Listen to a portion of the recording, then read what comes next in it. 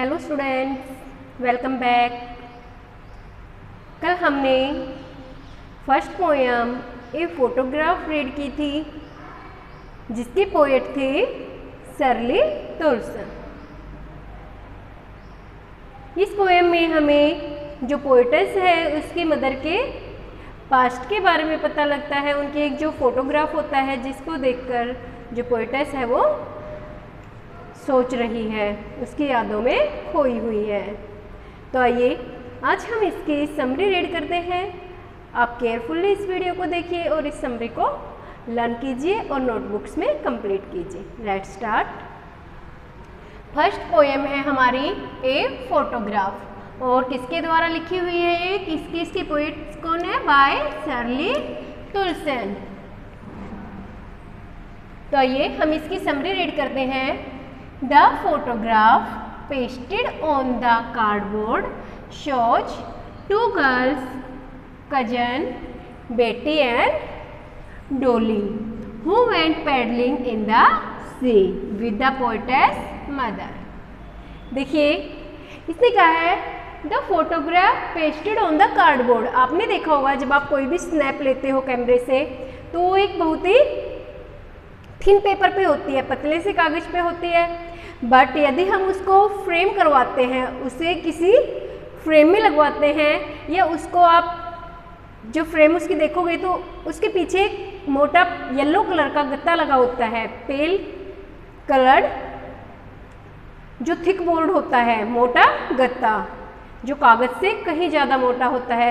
तो जब उस फोटो को उस कार्डबोर्ड पे चिपका दिया जाता है तो वो भी बहुत एक उसे हार्ड बोर्ड मिल जाता है स्पोर्ट के लिए। तो आपने फ़ोटो फ्रेम जब करवाई होगी या कोई भी फ्रेम आपके पास होगी, आप उसके अंदर देखना एक बहुत ही येलो कलर का मोटा जो कार्डबोर्ड होता है गत्ते टाइप का वो लगा होता है। तो ये कह रहा है इस पोएट में कि जो फोटोग्राफ थी वो एक कार्डबोर्ड पर चिपकाई हुई थी।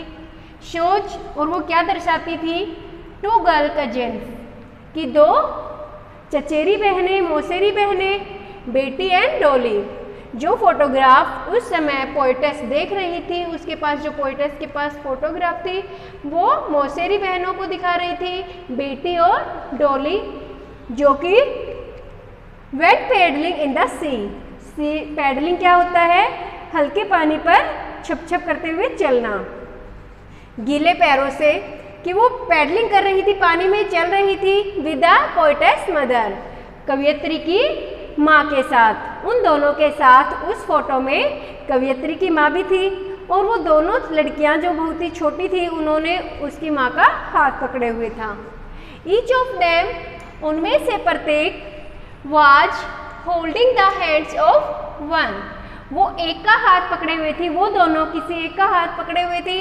Who was a big girl of some 12 years, जो कि एक 12 साल या इससे थोड़ी बड़ी उम्र की लड़की थी, उसका हाथ वो दोनों बहनें पकड़े हुए थी। और वो कौन थी? दैट टाइम, उस समय कि वो जो बड़ी लड़की थी वो 12 वर्ष के लगभग थी। All the three girls were laughing at there uncle through the camera. जो तीनों गर्ल्स थी, दो मौसेरी बहनें और एक जो बड़ी लड़की थी, वो बड़ी लड़की कौन थी? पोएटेस की मदर, जो कवियत्री है उसकी माँ, जो उस समय 12 वर्ष की लगभग थी उसकी उम्र। तो वो कहती है कि वो तीनों लड़कियाँ हंस रही थी, वर लाफिंग, हंस रही थी, एट देयर अंकल, अपने चाचा पर, थ्रू द कैमरा, कैमरे में से, अर्थात उनके साथ उनके चाचा भी वहाँ पर थे जो उन तीनों की तस्वीर निकाल रहे थे, तस्वीर खींच रहे थे, उनकी फ़ोटो कैमरे से खींच रही थी और उससे देखकर वो कैमरे में हंस रही थी। अपने जो उनके गीले बाल उनके चेहरे पे आए हुए थे उन बालों में से वो हल्के हल्के मुस्कुरा रही थी। Thus, the photograph presents three smiling faces. और इसीलिए जो फोटोग्राफ अब कवियत्री के पास है वो 3 मुस्कुराते हुए चेहरों को दर्शा रही थी। उस फोटोग्राफ में 3 चेहरे थे मुस्कुराते हुए। It was of a time before she was born. ये उस समय की बात थी जब कवयित्री का जन्म नहीं हुआ था, अर्थात ये उसके जन्म से पहले की बात थी। ये जो तस्वीर थी उसके कवयित्री के जन्म से पहले की तस्वीर थी। The feet which were being washed by the sea water for a very short time. Feet क्या होते हैं? पैर।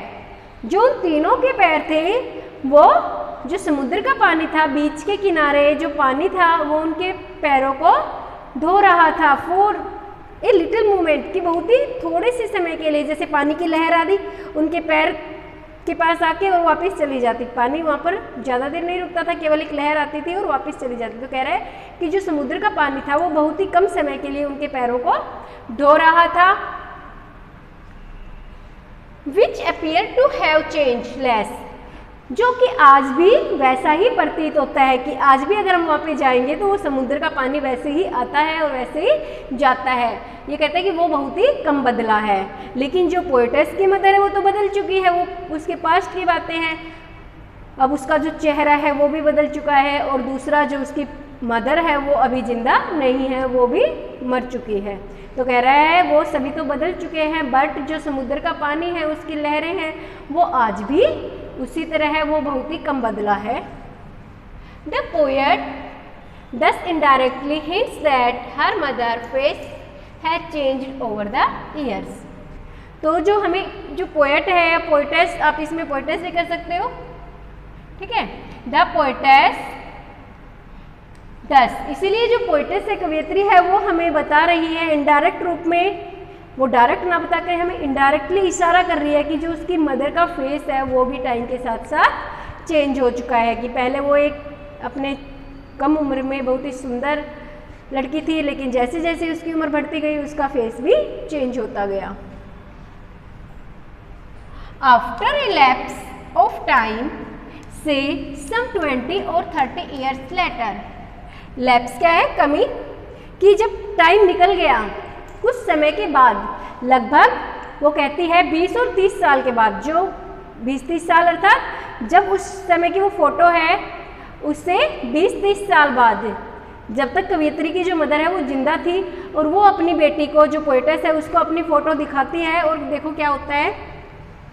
The poetess mother laughed at the picture pointing how see, Betty and Dolly were made to dress for the beach holidays.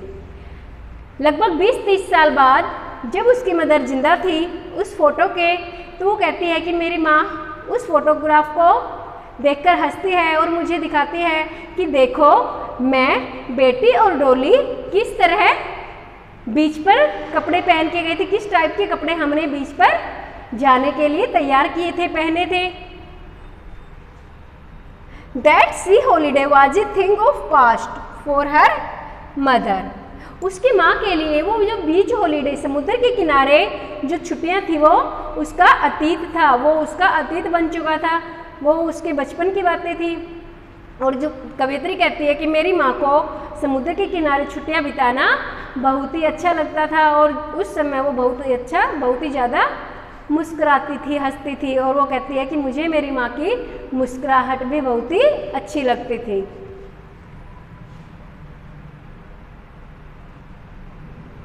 While her mother's laughter is poet's past now। ये इसके past है। ये वो कहता है कि जो सी हॉलीडे थी, जो सी हॉलीडे थी,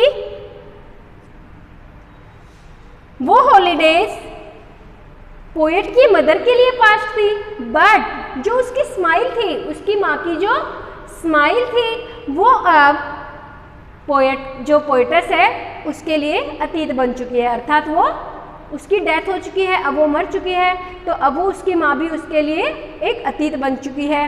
poets pass now both signify their respective losses and the pain involve in recollecting the past. Both signifies their respective, ये क्या कहता है कि दोनों ही चीज़ों से अब वो वंचित हो चुकी है। कौन? पोएटेस, जो कवयित्री है, अब वो दोनों चीज़ों से वंचित हो चुकी है, अपनी माँ से भी और अपनी माँ की स्माइल से भी।